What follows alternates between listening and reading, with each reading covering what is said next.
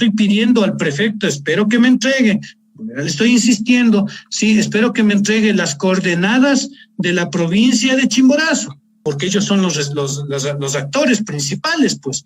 Entonces, ya mismo viene la ley de límites y yo necesito esa información para poderle batallar en la asamblea. Estimado Víctor, don Víctor, buenos días. Santiago, buenos días.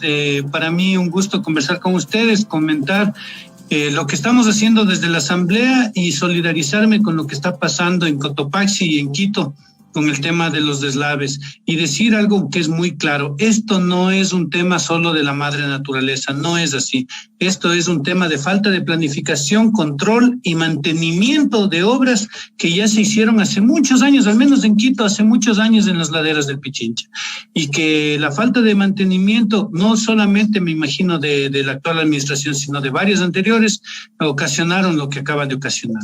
Bueno, muchas gracias. Solidarizándome con ello, pues un saludo a todos. Bueno, muchas gracias y justamente vamos a tener ahí criterios y versiones de un técnico, ¿no es cierto?, por ser arquitecto, de tal manera que esto se va a tornar interesante. Muy aparte de que vamos a comenzar a revisar, no sé, doctor Monar, usted por dónde prefiere empezar, por la desgracia de Quito o por toda esta extensa tarea de trabajo que ha tenido en el pasado mes de enero, diríamos yo, en la última semana del mes de enero, el arquitecto John Vinuesa como asambleísta por Chimborazo. Nos parece muy bien un informe resumido de lo, yo diría, de lo más destacable que ha tenido en su trabajo desde la Asamblea Nacional. Y esto es lo que queremos conocer, no solamente el medio de comunicación, sino los riobambeños, los chimboracenses, por ser un representante de nuestra zona, de nuestro sector. Pero el país también necesita saber qué es lo que están haciendo, ¿no? Porque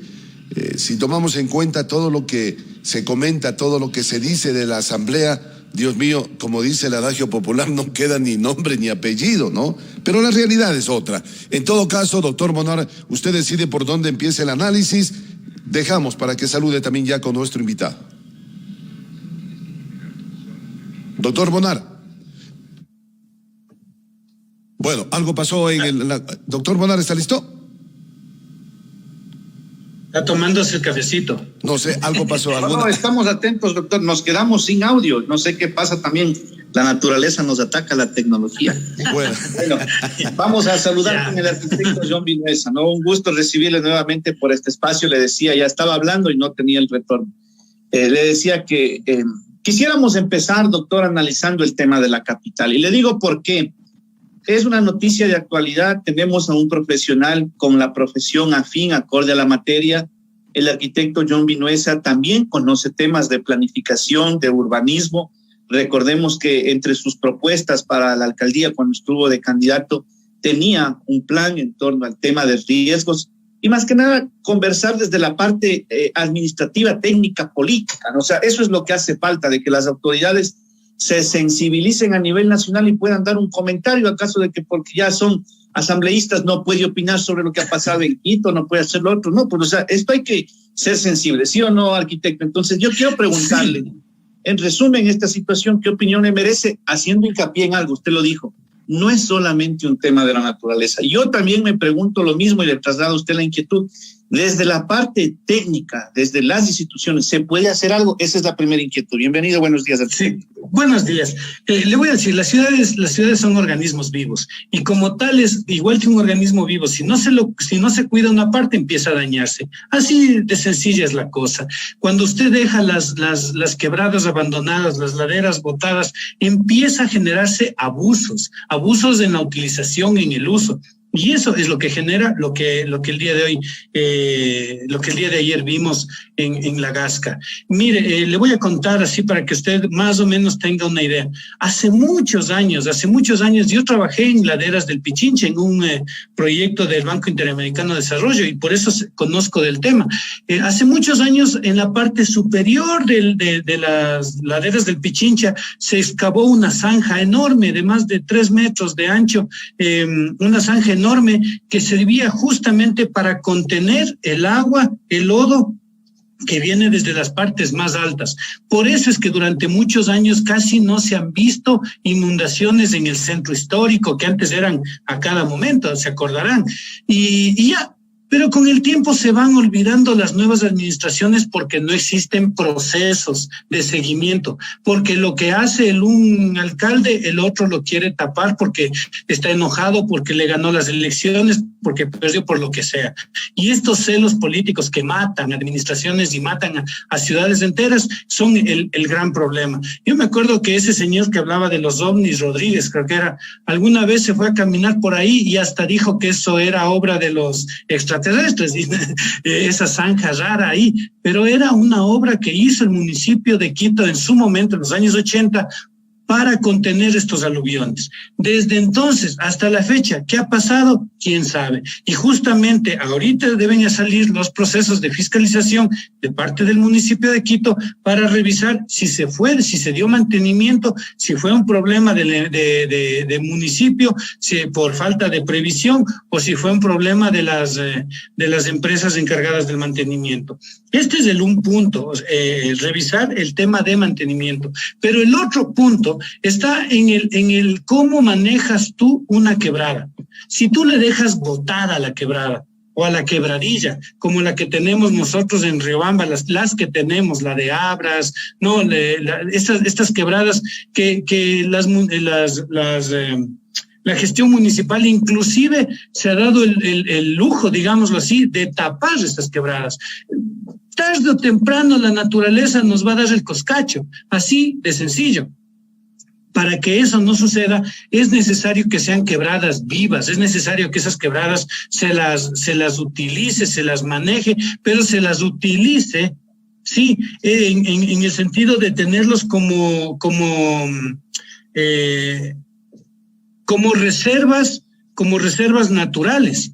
No construyendo, pues, no tapándoles con adoquín. O sea, esto es lo que va a terminar pasando nuevamente en nuestra ciudad. En Quito van a seguir dándose estas cosas. Cuando estaba viendo en estos días que hay un proyecto para construir un cementerio en las laderas del Pichincha.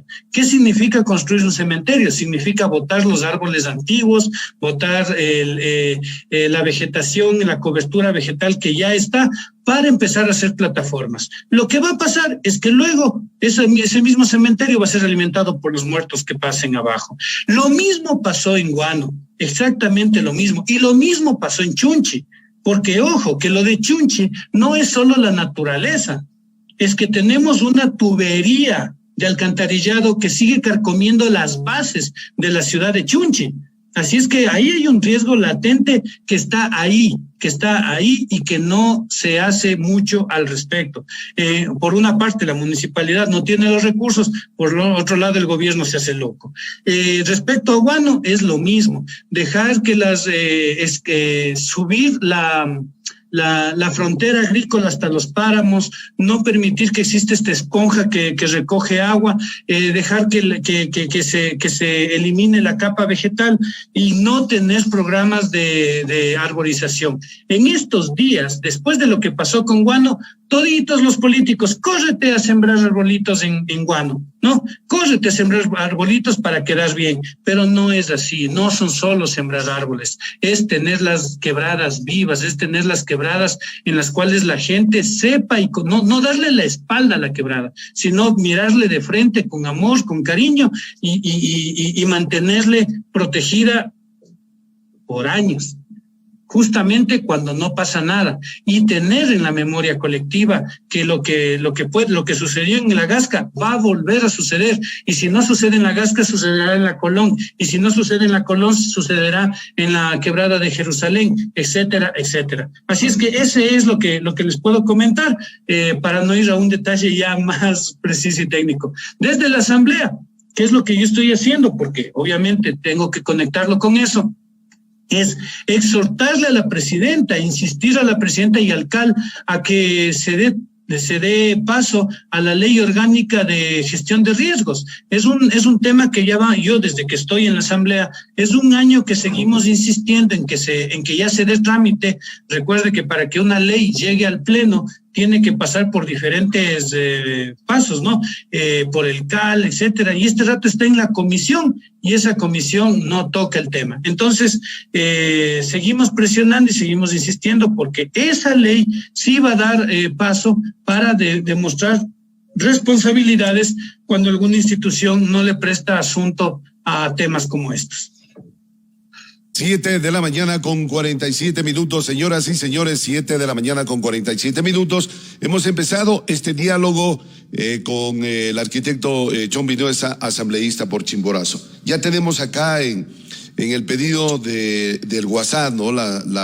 Yo diría la intervención, el accionar de todos y cada uno de los ciudadanos que ya nos van poniendo preguntas para el señor asambleísta. Vamos a tratar de acumular, ¿no es cierto?, las que sean posibles durante esta mañana para esto, al final y al cierre de la entrevista, poder preguntar al señor asambleísta. Pero vamos a la materia, ahora sí, estimado John, de lo que ha pasado, digamos, en días anteriores. Yo tuve la oportunidad de participarle a nuestra audiencia, ¿no? Porque de eso se trata, de que la audiencia esté informada de lo que trabajan o de lo que no hacen nada desde la Asamblea Nacional, porque hay dos cosas: o trabajan o no hacen nada. Yo no voy a utilizar esos términos como los que se escriben en redes sociales, que son vagos, que son ni sé qué, ni sé cómo, ni sé cuánto.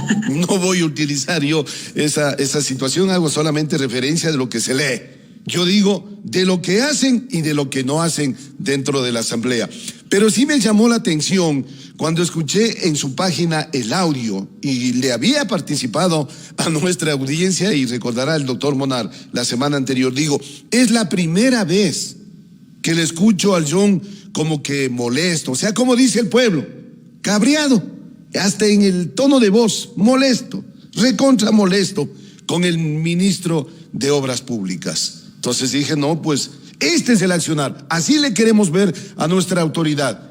Y si alguien que tiene rabo de paja no alza la voz, anda cabizbajo ahí con la mirada al piso, porque tiene rabo de paja. Y si el John va a alzar la voz, que alce la voz y hable bien claro y fuerte, como dicen aquí en la casa.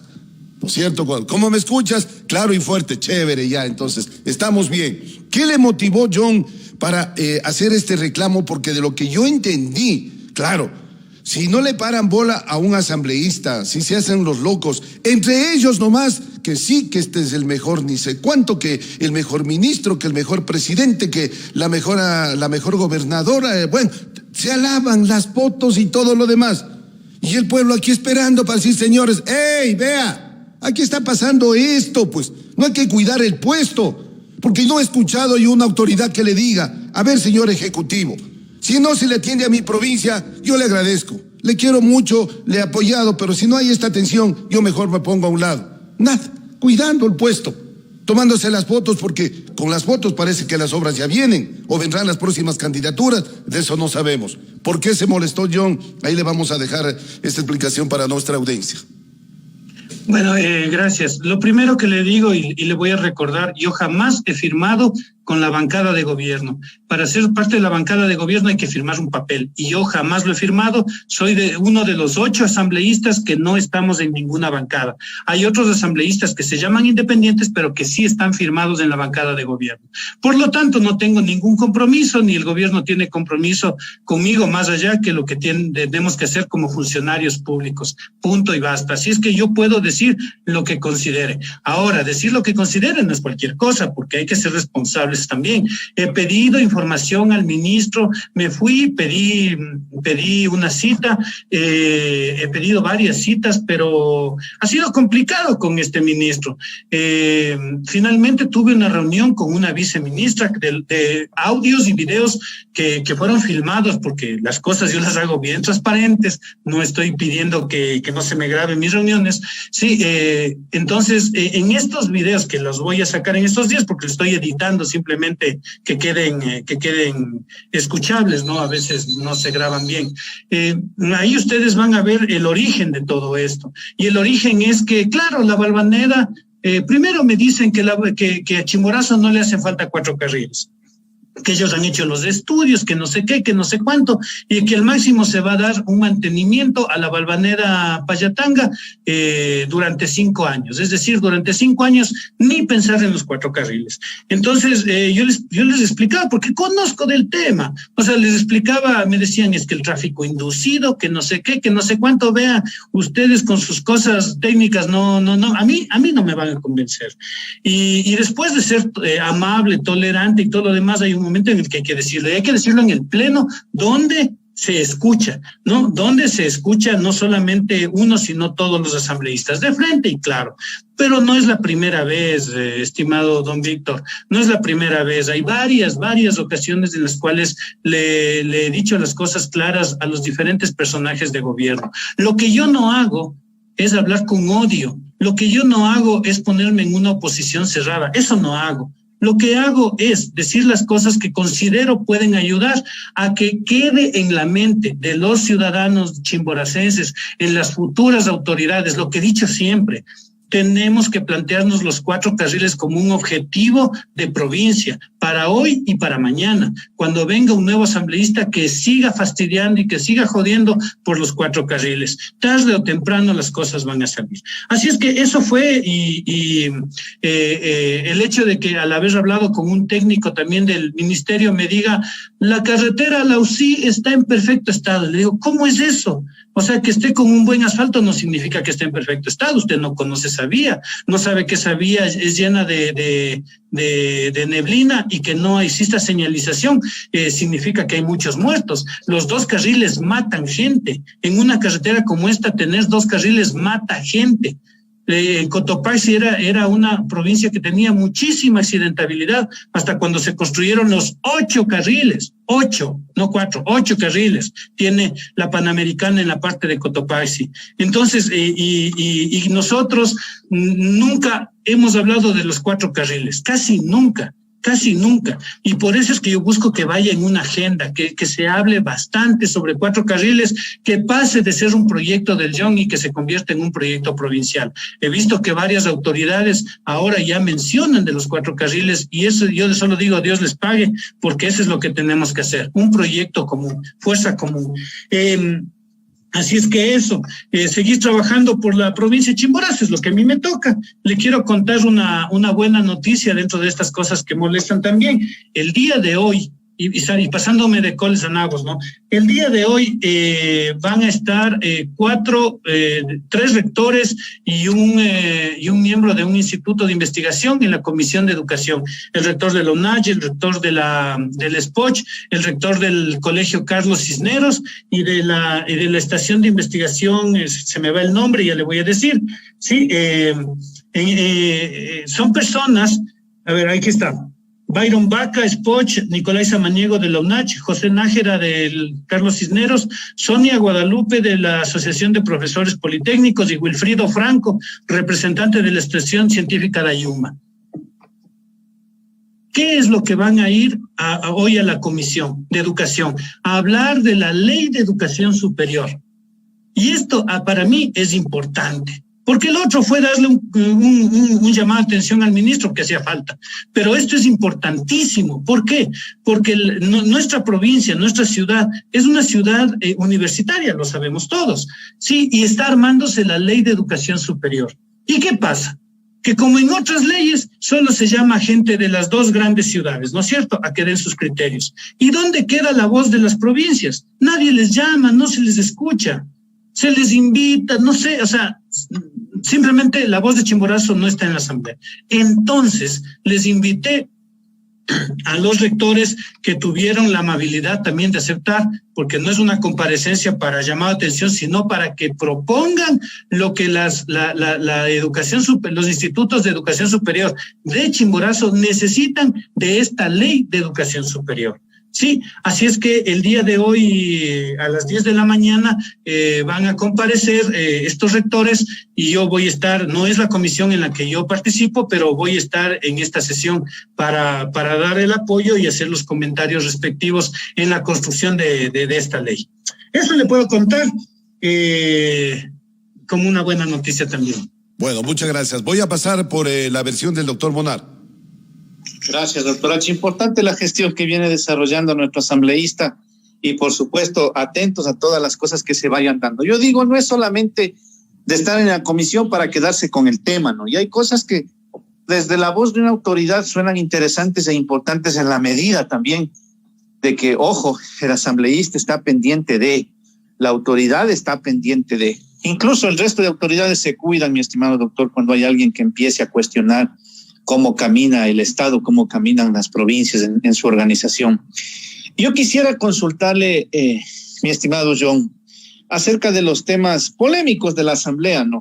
Hubo el debate para lo del aborto, parte 1, y parte 2, que sería otro tema, pero le voy a dejar instalada la pregunta.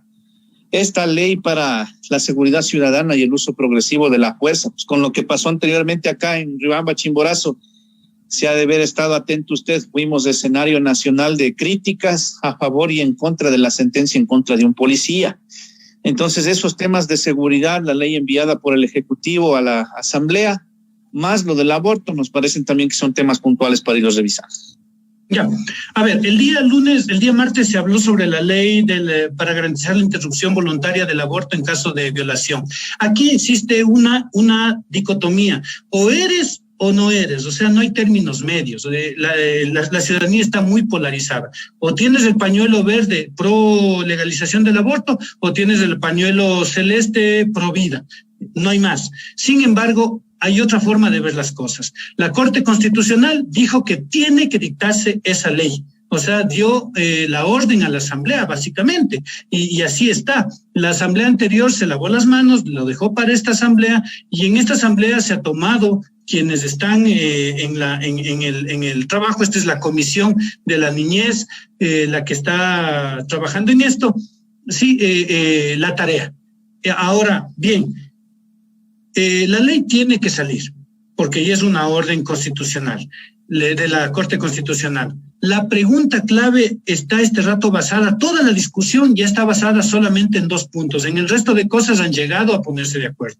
La primera es el plazo, ¿sí? El plazo para la interrupción del embarazo. Algunos dicen que debe ser sin plazo, otros dicen que debe ser hasta los 6 meses, otros dicen que debe ser hasta los 3 meses. Entonces, ahí está la gran discusión. Y la segunda es la objeción de conciencia. ¿Qué significa esto? ¿Se le obliga o no se le obliga al médico a emitir a proceder a un tema de aborto? Sí, hay unos que dicen que el médico, por objeción de conciencia, si no desea hacerlo, no tiene por qué hacerlo. Y hay otros que dicen, le guste o no le guste, tendrá que hacerlo. Esas dos posiciones son bastante contundentes. Sí, en el caso mío, yo, porque así fue desde la campaña, mi alterna, la Daisy Yuquilema, ella es una mujer activista en el tema femenino, por lo tanto consideré que es ella la que debía tener la pauta para actuar en todas estas sesiones respecto a este tema, y así ha sido. Ella ha actuado bastante, le he dado, creo que un buen espacio en la Asamblea dentro de un sistema como tiene que ser democrático. Sin embargo de eso, todavía está esta decisión, y esta decisión tiene que pasar por la comisión. Ya llegará a la Asamblea y al segundo debate final, el texto final, en el cual vamos a escuchar las dos posiciones y en qué, si es que se llegó a un acuerdo dentro de la comisión o no, y ahí se debatirá. De mi parte le puedo decir que el tema de la objeción de conciencia, a diferencia de mi alterna, sí, ahí tenemos una diferencia, lo cual no causa más problema que el hecho mismo del debate maravilloso y hermoso que se da en democracia. Sí, ella considera que no debe haber la objeción de conciencia, yo considero que sí. Y en eso estamos discutiendo y dialogando hasta cuando se dé en la comisión. Respecto al tema de la seguridad, de esta ley de seguridad ciudadana presentada por el gobierno, esa ley recién llegó, no es urgente, no es un económico urgente, entonces recién llegó a la Asamblea, tiene que pasar por algunos filtros, tiene que llegar a la comisión para ahí ser revisada. Creo que el gran problema que tenemos, aquí viene otra disyuntiva de esas fuertes que tienen este tipo de leyes.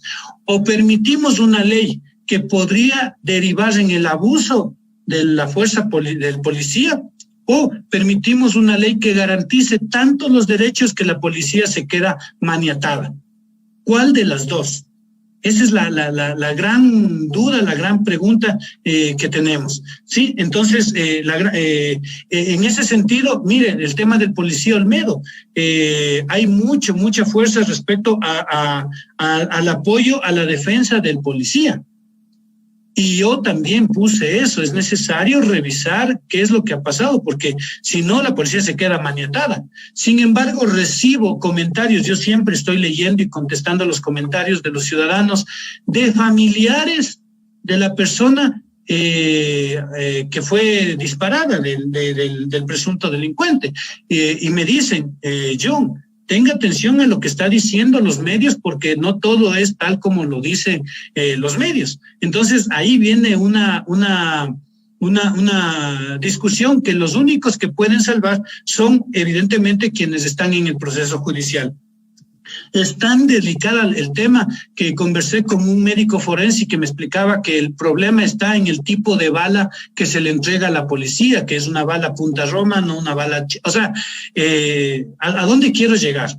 A que este tema es un tema que hay que dejarlo a los expertos, que ellos nos den los criterios. Y una vez que esté definido, en las diferentes comisiones de la Asamblea se tomará la decisión pertinente. Hay que leer, repito, que no sea una ley que pueda generar, por un lado, el abuso por parte de la fuerza policial, pero por otro lado no quede maniatada en cualquier circunstancia y no pueda defendernos a los ciudadanos de la delincuencia.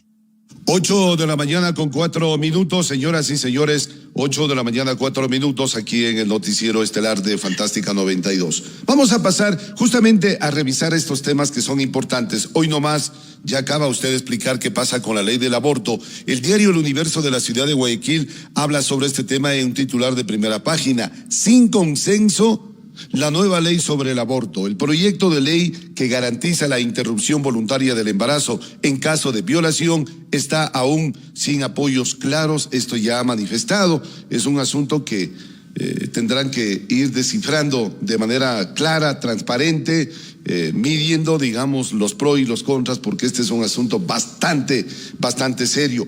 Agudo. Así es. ¿A dónde quiero llegar, John? Que justamente en este mismo titular del diario El Universo de esta mañana, hay otro titular que dice, hasta 10 veces más se paga por un nuevo cálculo de impuesto a la renta. Esto está ahí en el diario El Universo, no me estoy inventando. Un empleado público se sorprendió el día de ayer por el valor del impuesto a la renta retenido este mes. Afirma que hace un año la retención fue de 7.11 centavos de dólar y ahora es de 81.29, es decir, 10 veces más. Yo recuerdo, estimado John, que el año pasado, ¿no? Porque este análisis fue del año pasado, se hablaba de esta circunstancia y usted era una de las voces que no estaba a favor de esta ley. Ahora, la pregunta es, cuéntenos qué pasó, cómo sucedió al interior, porque claro, dice que quieren ver qué hacen para derogar. Ya tenemos el criterio claro, nosotros hemos invitado a diferentes personalidades que nos den los criterios, tenemos clara la película de lo que va a suceder, de lo que no puede pasar. Entonces, ahora la pregunta es, van a la otra consulta, vendrá ya no sé en qué tiempo la consulta para luego decir, ¿saben qué? Aquí no ha pasado nada. Y claro, el asunto era el comienzo, pues no. Entonces, volvemos ahora a retroceder la película con este referencial, John, de un solo ciudadano. ¿Qué irá a pasar más adelante? Verá, a ver, aquí hay que asumir las responsabilidades que cada uno debe asumir. En la comisión, yo sí le digo, y lo conversábamos en la radio, fui el único asambleísta que le peleaba a esa ley, prácticamente. El único, porque en la comisión, que somos 9 asambleístas, prácticamente todos estaban de una u otra manera apoyando a esa ley. Y esto iba a suceder. Pero lo que nadie sabe, y nadie sabe, lo digo porque creo que ni los mismos que hicieron la ley lo saben, en su contexto total, es que existen 3 libros, de los cuales el tercer libro, que no es tributario, que es corporativista, le está regalando al país a las corporaciones internacionales, pero como sea, el petróleo, Galápagos, telecomunicaciones, bueno, en fin, hasta alianzas público-privadas que se puedan hacer en paraísos fiscales, o sea, cualquier cosa. Y para decirle algo, el capítulo 1 y 2 de esa ley manejaba alrededor de 10.000 millones de dólares, que es lo que buscaban recaudar en impuestos para pagarle al Fondo Monetario Internacional, y solo el capítulo 3, el libro 3, son más de 100.000 millones que se juegan. O sea, es un montón de plata. Entonces, y esto yo creo que no tuvieron la gente de UNES, porque hay que decirlo, y yo no es que ni esté a favor, ni en contra, ni peleado, ni no peleado, ni nada, pero ellos dieron paso a que se apruebe esta ley por el Ministerio de la Ley. Ni siquiera el informe que habíamos hecho en comisión, que era un poco más, ponía más candados y más límites de esta ley. ¿Y por qué lo hicieron? Sabrán ellos. Pero lastimosamente esa ley salió aprobada, sí, y esa es responsabilidad del gobierno, porque es la que presentó la ley, y es responsabilidad de los asambleístas que lucharon para que esa ley sea aprobada. Yo no. Yo sí me opuse, y de hecho, en este tema de la derogatoria, han presentado los mismos que permitieron que se apruebe, ahorita piden la derogatoria, pero es difícil una derogatoria en temas tributarios, pues. Yo lo que voy a hacer es pedir la derogatoria del capítulo 3, que es todo el tema no tributario.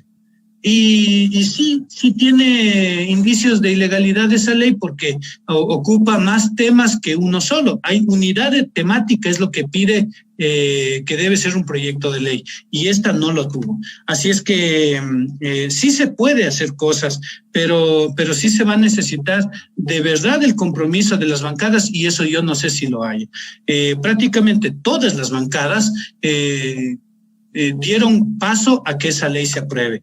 Yo me sentía, le juro, don Víctor, yo me sentía así como con el agua hasta aquí diciendo, ¿cómo hago para que esta gente cambie el criterio? Y lo único que podía hacer era dar mis intervenciones, poner mis observaciones. Estaba medianamente tranquilo cuando ya se iba a aprobar un informe en el cual, por ejemplo, se eliminó todo el capítulo de petróleos, que fue un pedido explícito mío, que me acuerdo a algún asambleísta de gobierno me decía, ya, pues John, ¿qué más quieres? Ya se quitó el capítulo de petróleos. Y yo dentro mío decía, hace falta mucho más, pero bueno, ¿no? Entonces, y al final fue aprobada tal como fue. Y claro, llega el momento en el que ya toca pagar. Sí, y esto es un pago fuerte, inclusive para, o sea, hay gente que va a pagar $4,000 de impuesto a la renta al final del año, por decirle un número. Eso es muy triste, don Víctor, muy triste lo que va a pasar, y esas son las medidas que toma este gobierno. Le hayan apoyado o no le hayan apoyado, pero esa es la realidad. Bueno, así están las cosas en el escenario legislativo. Pasemos a revisar un tanto también el plano fiscalizador, señor asambleísta, para entender algunos temas pendientes, ¿no? Porque se quedaron por ahí informes sobre el tema carcelario, se quedaron por ahí también llamados a comparecer al pleno de ministros, de exministros, algunos asuntos pendientes. ¿Qué comentar al respecto? ¿Cómo ha estado la actividad de fiscalización para pedir cuentas también de lo que serán de pronto escenarios previos al paso por la justicia, en donde hay algunos personajes todavía que deben seguir rindiéndole cuentas al país? ¿Cómo queda esa tarea también de la fiscalización en la Asamblea, el señor asambleísta? Como tú sabes, Santiago, el tema de la fiscalización para mí es un tema que yo lo veo en otra óptica, porque hay mucha gente que está fiscalizando. En la Asamblea hay muchísimos asambleístas que de una u otra manera están fiscalizando están fiscalizando a las autoridades. Y como sabemos, no puedo estar en toditos los temas. Hay una comisión de fiscalización que es la que fiscaliza. Cuando esa comisión solamente fiscaliza a unas cosas y no fiscaliza a otras, es ahí cuando se prenden otros asambleístas y empiezan a fiscalizar a nivel nacional. El asambleísta Vanegas, por ejemplo, si se acordarán, este asambleísta del Guayas ha pedido ya la fiscalización a algunos ministros, me ha pedido que le apoye con firmas y yo lo he hecho porque me ha parecido correcto lo que él ha presentado. Sí, hasta ahí es lo que puedo comentar de la fiscalización a nivel nacional. A nivel local, usted se acordará, Santiago, que el tema de Aguas de Valencia fue un tema que al final no sonó tanto como debió haber sonado, porque por suerte no se dio. Sí, y esto fue el hecho de que estaban entregando el agua de Riobamba durante 10 años a una empresa española. Y usted se acordará, Santiago, que en su momento hice todo lo posible para que se active la veeduría ciudadana. Y se activó. Y luego lo que debe suceder sucedió. Diferentes ciudadanos, desde diferentes lados, desde diferentes puntos, nos activamos para que este atraco que se iba a dar a la ciudad de Riobamba no se dé. Por el un lado la veeduría ciudadana, por el otro lado un abogado dentro de la misma agua potable, por el otro lado yo desde la asamblea, nos movimos y finalmente esta empresa decidió desistir porque se dio cuenta que ya nos habíamos dado cuenta de lo que iba a pasar.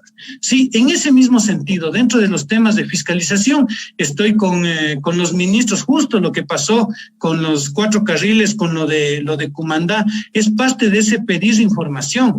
El tema de los límites de Chimborazo es otro tema, le estoy pidiendo al prefecto, espero que me entregue. Le estoy insistiendo, sí, espero que me entregue las coordenadas de la provincia de Chimborazo. Me pidió que tengamos una reunión el día de hoy, lastimosamente estoy en Quito y no puedo estar en esa reunión, pero sí necesito que me entregue las coordenadas que la provincia de Chimborazo litiga, porque ellos son los actores principales, pues. Entonces ya mismo viene la ley de límites y yo necesito esa información para poderle batallar en la asamblea. Si la prefectura no me entrega las coordenadas de la provincia de Chimborazo, en las cuales estamos litigando, cómo hacer una buena defensa en la asamblea. Sí, es decir, el tema de fiscalización pasa por varios asambleístas, no es el trabajo de uno solo y cada uno lo hace. Hay gente que está haciendo fiscalización en diferentes colegios, instituciones distritales, lo veo en los colegas asambleístas, y yo lo que hago es pedir la información a la ciudadanía. Hace poco tuvimos una reunión con el tema de la salud por las enfermedades raras y todo el presupuesto que se está dando que no se está dando para las medicinas de enfermedades raras. La compra de una medicina a Corea que al parecer no es la óptima para estas enfermedades. Ese es el tema de fiscalización, pero son procesos que van, digamos, poco a poco y que es difícil contarlos hasta cuando no salen ya los resultados. Eso es lo que le puedo comentar. Bueno, muchas gracias, mi estimado señor asambleísta. Yo entiendo que su tiempo es bastante limitado, nos quedamos con material bastante extenso para seguir dialogando, para poder seguir conversando. Sin embargo, me gustaría nada más responder alguna inquietud que nos mandaron desde el comienzo y que tiene que ver justamente cómo está este tema de los límites, ¿no es cierto?, de Chimborazo, entre Cañán y Chimborazo, pero también nos preguntaron qué se está haciendo en los límites entre Guayas y Chimborazo, porque ahí está el sector de la isla de Cumandá, si es que no sé qué conoce al respecto. John, no sé si a Santiago le está quedando alguna inquietud. Entiendo que usted tiene a lo mejor alguna otra ocupación a esta hora, entonces nos vemos obligados a cortar la entrevista porque teníamos previsto aquí una cantidad de interrogantes todavía, pero voy a pasar con usted, doctor Santi. Bueno, de nuestra parte todo en orden. Me parece de que el tiempo siempre es bueno conversar con el asambleísta y quisiera, saliéndonos un poco de la formalidad, doctor H, permítame, yo sé que no estamos hoy para hablar del fútbol ni tampoco contagiar entusiasmo en el Ecuador cuando hay duelo, cuando hay dolor por esto que ha suscitado en Quito. Pero sí quisiera pedirle una opinión como buen ecuatoriano, como buen patriota también a John sobre el pronóstico de ahora, que podríamos generar historia, ¿no? A pocas horas de generar historia, y eso también merece, desde otro punto de vista, dejando a un lado las preocupaciones y trabajos pendientes, hacer un comentario al respecto.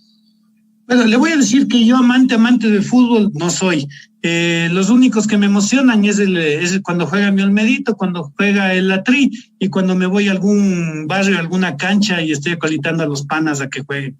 Sí, sin embargo de eso, yo tengo fe de lo que he visto, que vamos a tener un buen resultado respecto al partido de hoy. Espero que así sea. Hay que apoyarles. Hay algunos medios de comunicación que están trabajando, transmitiendo. Me han pedido que les acompañe, que les dé algún anuncio. Y algo que casi no hago, lo hago porque, más que nada, por apoyar emprendimientos nuevos en comunicación que se están dando en la provincia. Eso es lo que le puedo comentar al respecto. Respecto a los límites entre Cumandá, ahí es bien complicado porque es bien complicado el tema de Cumandá. Necesitamos en ambos lugares, probablemente la solución final se vaya por una consulta.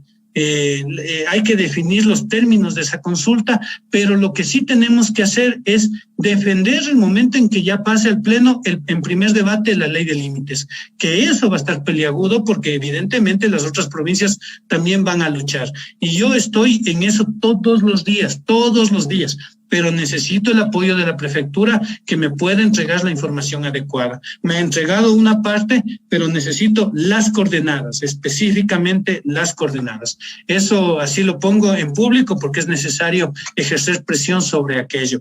Déjenme contar algo más para irme despidiendo. Les agradezco muchísimo por el espacio. Ojalá podamos retomar cada semana o cada 15 días, como habíamos conversado en un momento, porque sí hay mucho que comentar.